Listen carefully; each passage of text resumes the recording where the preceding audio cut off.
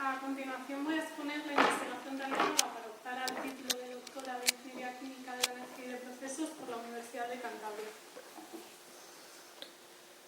Esta investigación se ha realizado dentro del Departamento de Ingeniería Química y Biomolecular de la Universidad de Cantabria, dentro del grupo de investigación Procesos Avanzados de Separación. Además, se ha realizado una estancia internacional de un mes en la Universidad de Nova en Lisboa, dentro del grupo de desarrollo de materiales TECMAT. Los resultados de la investigación se han publicado en 3 artículos en revistas científicas, además de la contribución en un capítulo del libro junto a otros investigadores relevantes del campo de la medicina y de la ingeniería química. En cuanto a la difusión de resultados, hemos participado en un total de 8 congresos de carácter nacional e internacional, de las cuales 6 ponencias han sido en formato oral. La estructura de esta investigación va a seguir al final la estructura de un artículo científico, es decir, desde una introducción y exposición del estado del arte hasta unas futuras contribuciones para continuar con la línea de investigación. Además, cada apartado va a seguir unas cuestiones de índole científicos que nos van a ayudar a seguir este hilo de la investigación en sí. Empezando por la primera pregunta, ¿por qué es importante detectar la glucosa?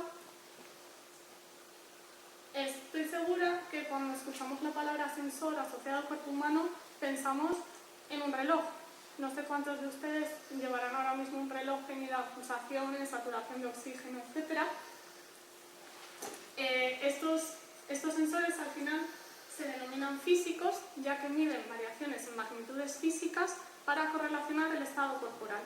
Es decir, a través de variaciones de flujo o de presión, midiendo con metodologías ópticas, por ejemplo, podemos asociar ese cambio de presión a las pulsaciones que tenemos. Estos sensores están ampliamente comercializados. Sin embargo, los sensores bioquímicos aún tienen mucho recorrido por hacer dentro del ámbito comercial. Estos sensores utilizan principalmente métodos electroquímicos para conocer la variación de la concentración de un compuesto en específico.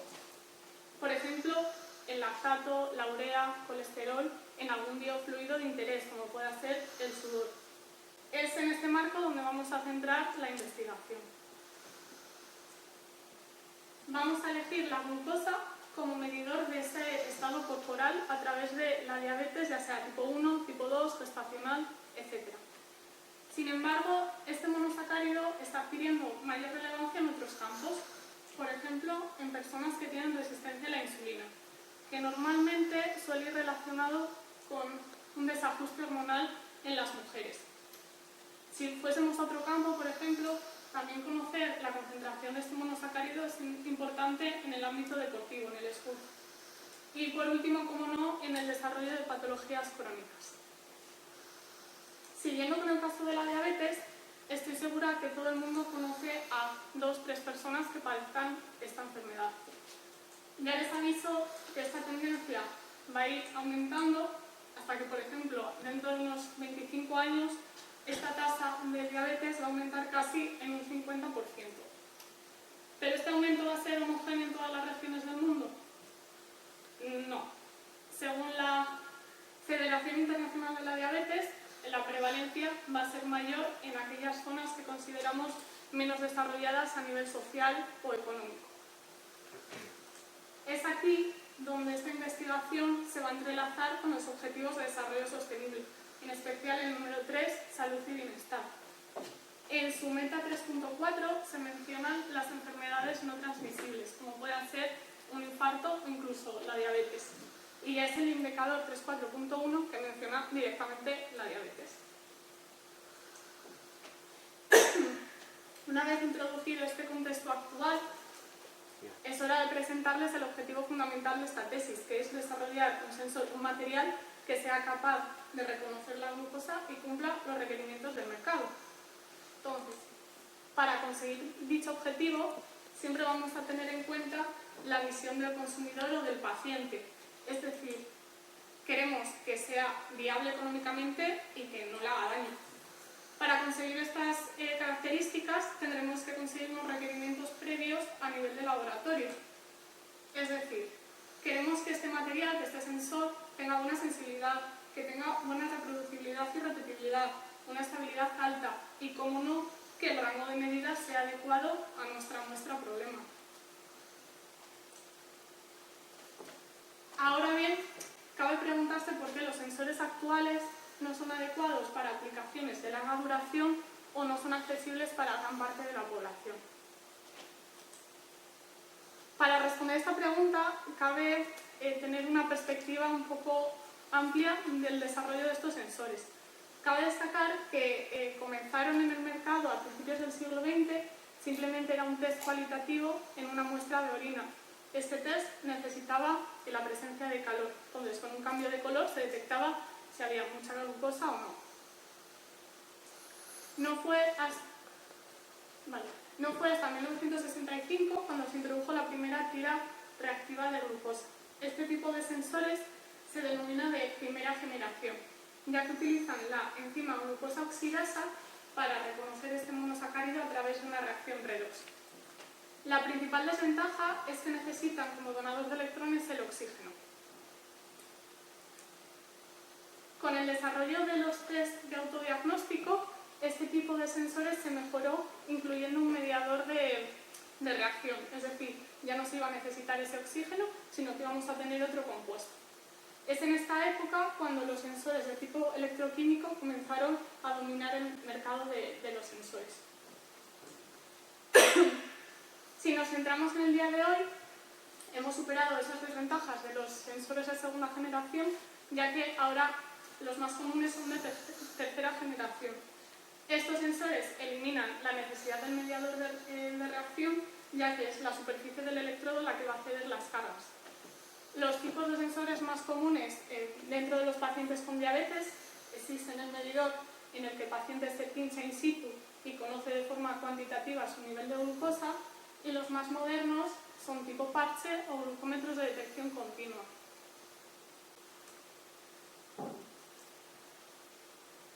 Si se han dado cuenta, tanto los sensores de primera, segunda y tercera generación utilizan la presencia de la enzima glucosa oxidasa para reconocer la glucosa.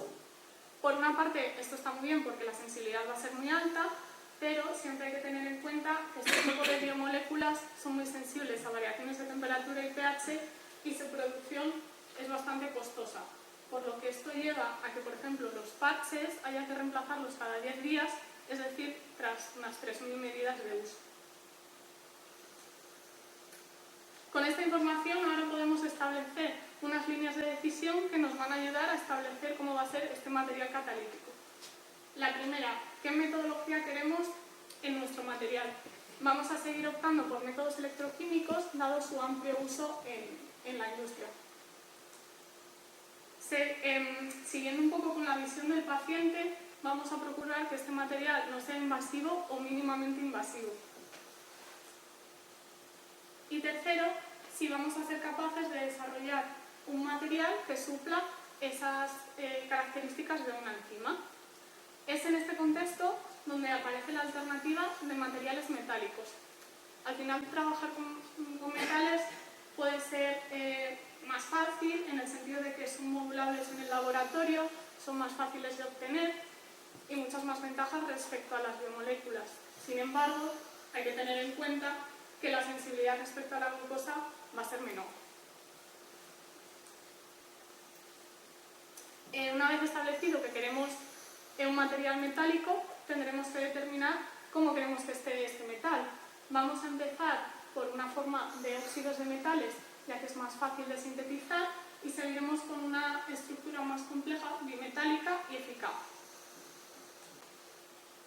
Por tanto, nuestro objetivo es colaborar hacia el desarrollo de sensores de cuarta generación, que, como ven en el esquema, no existe esa dependencia de la enzima. Directamente la glucosa se va a oxidar en la superficie del material y es ahí donde esa señal amperiométrica se va a correlacionar con el nivel de glucosa en la muestra.